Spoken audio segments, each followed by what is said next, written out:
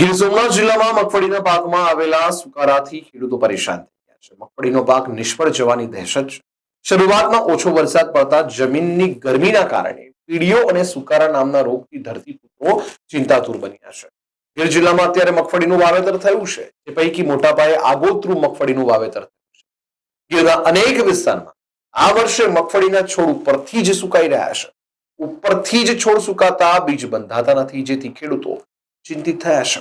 ગીર સોમનાથ જિલ્લામાં પિયત માટે પાણીની સારી એવી સુવિધા હોવાને લીધે જિલ્લામાં અનેક ખેડૂતોએ આગોતરા મગફળીનું વાવેતર કર્યું હતું, પરંતુ આ આગોતરા મગફળીમાં ચોમાસા દરમિયાન યોગ્ય વરસાદ ન થવાના કારણે હાલ સુકારા નામનો રોગ આવી ગયો છે.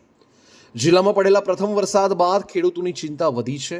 શરૂઆતના અપૂરતા વરસાદના કારણે મગફળીમાં સુકાગ્રા અને પીળીઓ નામના રોગો વ્યાપ્યા છે, જે મગફળીના મૂળમાં જીવાત રૂપે પ્રવેશે છે. ખેડૂતોનું કહેવું છે કે આ પાક બાળી નાખે છે. આ રોગમાં દવા પણ કામ આપતી ન હોય, જેથી મગફળીનો પાક સદંતર નિષ્ફળ જવાની દહેશત વ્યાપી છે, જેના કારણે ધરતીપુત્રો ચિંતાતુર બન્યા છે. ગીર સોમનાથ જિલ્લામાં વર્ષે અત્યારે જિલ્લામાં વધુ મગફળીનું વાવેતર થતું હોય છે, જે પૈકી મોટાભાગનું આગોતરા મગફળીનું વાવેતર થયું છે. હાલ કોડીનાર તેમજ તાલાળા તાલુકાના ગ્રામ્ય પંથકમાં થયેલા મગફળીના વાવેતરમાં સુકાગરો આવતા ખેડૂતો પરેશાન થઈ ગયા છે. જ્યારે ગત વર્ષે તાલાળા પંથકમાં પણ આ જ રીતે સુકારાનો રોગ આવતા અનેક ખેડૂતોને મોટો ફટકો પડ્યો હતો. જોકે છેલ્લા 2-3 વર્ષથી આવતા સુકારાના રોગના કારણે જિલ્લામાં ખેડૂતોને આર્થિક રીતે મોટો ફટકો પડી રહ્યો છે. જિલ્લાનો મુખ્ય પાક મગફળીમાં આ પ્રકારના રોગથી ખેડૂતો ચિંતિત બન્યા છે તેવું કૃષિ વૈજ્ઞાનિકનું કહેવું છે. ત્યારે કૃષિ વિજ્ઞાન કેન્દ્રમાં અધિકારીના જણાવ્યા મુજબ મગફળી પીળી પડે છે, જેનું કારણ લોહ તત્વની ખામી છે. સુકાગ્રો અટકાવવા માટે કૃષિ નિષ્ણાતના જણાવ્યા મુજબ દવાનો છંટકાવ કરવામાં આવે તો મગફળીમાંથી સુકાગ્રો નામના રોગમાંથી ચોક્કસ રાહત મળે છે. જૈવિક ફૂંગનસ્કોમાં ટ્રાયકોડરમાં જેવી ખાતર જેવી દવાનો છંટકાવ કરવાથી પાણીમાં દ્રાવણ બનાવીને છંટકાવ કરવો. મગફળીમાં આવેલા સુકાગ્રો કે જેને ખેડૂતો કાળી ફૂગ કહે છે, કાર્બેડાઇઝિમ દવા નાખી મગફળીના થડ પાસે એનો છંટકાવ કરવો અથવા સુડોમોનાસ દવા ભેજ હોય ત્યારે આપવી. આમ કરવાથી સુકાગ્રા રોગમાં જરૂરી નિયંત્રણ લાવી શકાય છે. સાથે પિયતની સગવડતા હોય તેવા ખેડૂતો 1 થી 2 પાણી પણ આપવા જોઈએ, તેમજ આંતરખેડ ઓછી કરવી જોઈએ, જેથી મગફળીના પાકને બચાવી શકાય તેમ કૃષિ વૈજ્ઞાનિકનું કહેવું છે. મારું નામ દિલીપભાઈ બારડ છે. કોડીના તાલુકાના દુધાણા ગામનો વતની છું ને ખેડૂત પુત્ર છું. આ મગફળીમાં દર વર્ષે ભાઈ વરસાદ ખેંચાય ને એને કારણે ઈયળ છે, તળકીડી છે, એને કારણે ખેડૂતોના છોડા છે ને માંડવીના ઊભા હુકાઈ જાય. પાણી ન હોય, વરસાદ અતિશય ન થાય એટલે કીડી અને ઈયળ જોર કરે છે ને છોડવાને તળિયેથી ખાઈ જાય. બરાબર. એટલે ખેડૂતોનો જે પાક છે એ એને 30-30 માણા વાઈને કર્યો હોય તો ભાઈ ઘાટી મગફળી હોય તો આપણે ઉતારવા એને બધા ખાલા પડી જાય તો છેલ્લે 1 વીઘામાં તમને તો અડધો વીઘો ને આસપાસ વયું જાય તો ખેતરને ખેડૂતને શું વળતર મળે? નુકસાનમાં જો ખેડૂતોને હુકાગ્રો આવ્યો અને પાકમાં હુકાવા માંડ્યું, વરસાદની ખાસ જરૂર છે. હુયા દાઢા આપણે કહીએ ને મગફળીના દાઢા બેહવાની મોસમ છે. અત્યારે દાઢાની ફૂલ મોસમ છે. વરસાદ ન થાય તો ખેડૂતોને કુવાનું પાણી આપીને પણ એને પાવી પડશે. જો ન પાય તો ખેતરોના ખેતરો આમ સાફ થઈ જાય. આમને આ હુકાગ્રો છે એ રોકવો મુશ્કેલ છે. અને પાણીની જરૂર છે કાં તો વરસાદની જરૂર છે. કઈ ફેરતો નથી પડતો ભાઈ. મોટી મોટી કંપનીઓ જાહેરાત કરે ને એને વેપાર થાય ને ખેડૂત ખંભે પોપ રાખીને ભાઠા પડે. આમાં 2-15 બોડી થાય નહીં. મારું નામ હિતેશભાઈ વાળા છે. અત્યારે દરેક ખેડૂતોની પોઝિશન આ છે.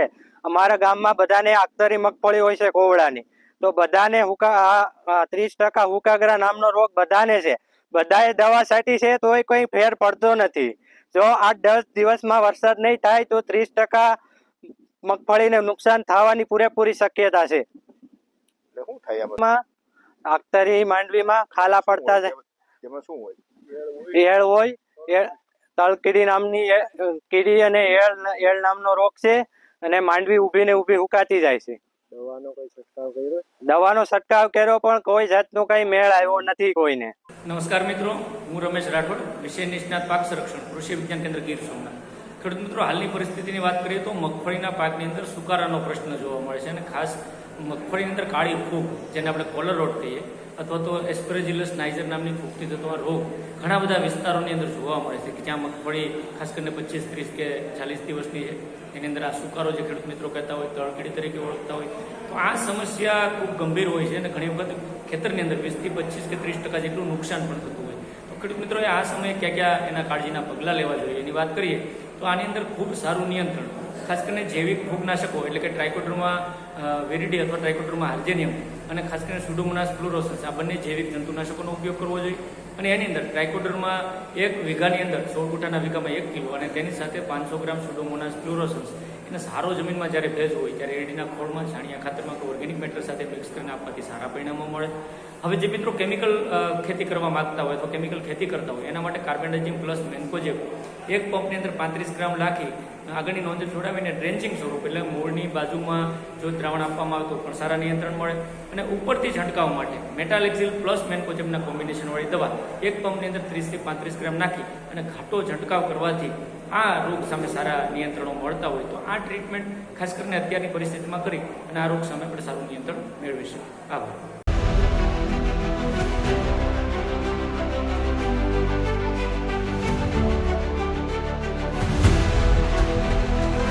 हर समस्या की डेट हेडलाइन न्यूज बिंदास बेधड़क